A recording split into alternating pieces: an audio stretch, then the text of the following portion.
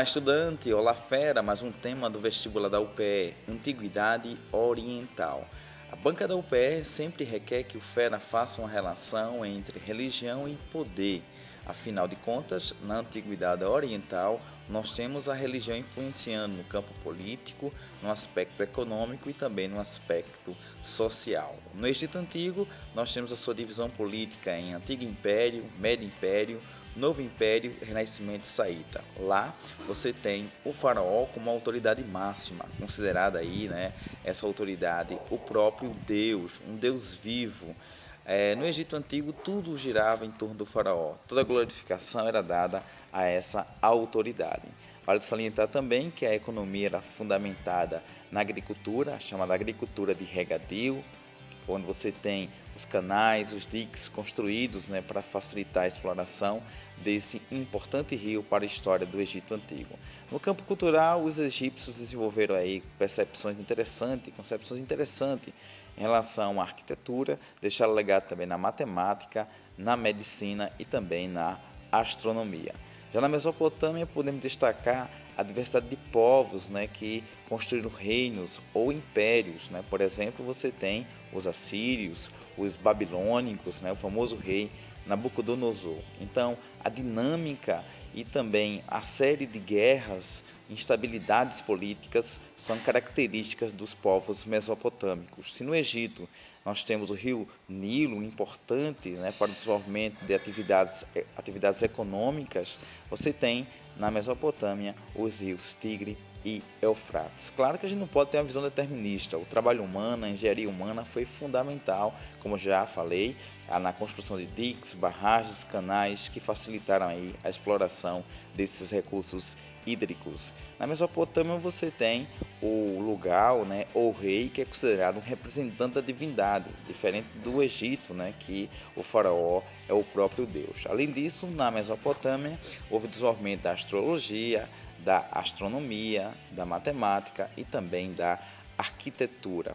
Em relação aos aspectos políticos, a gente pode fazer boas referências em relação à formação de impérios e também das primeiras cidades, os primeiros núcleos urbanos da história que ocorreu lá entre os sumérios, as cidades como Uruk e Lagash.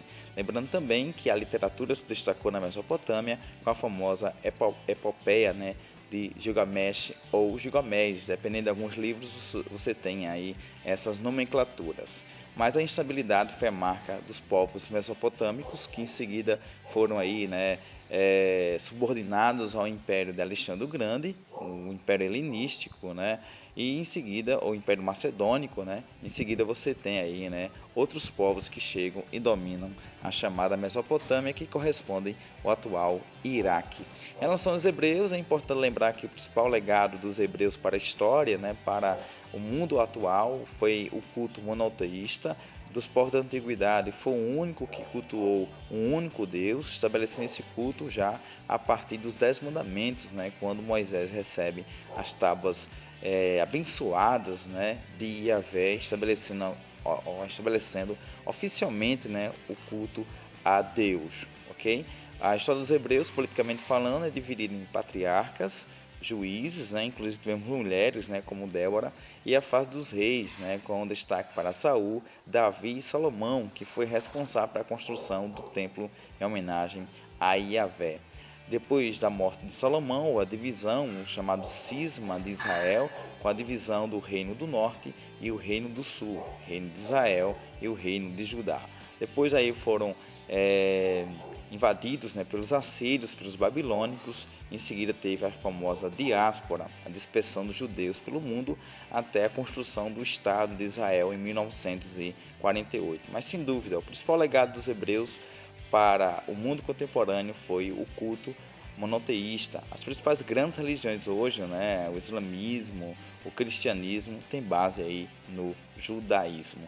Em relação aos fenícios, o destaque fica aí pelas suas navegações marítimas e também a invenção do alfabeto.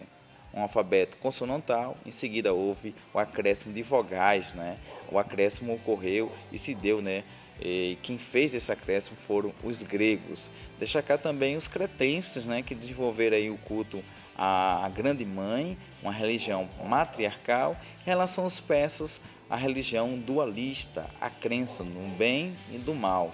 Essa luta constante entre Hormuz, que representa o bem, e Harimã, ou Arimã, que representa o mal. Então, uma religião que tem caráter ético, conteúdo ético, que o profeta, Zaratustra, foi responsável por trazer essa revelação. No governo de Dario, você tem a oficialização dessa religião, que vem também influenciar na religião judaica e trazer novas percepções de mundo a partir dessa concepção do bem e do mal.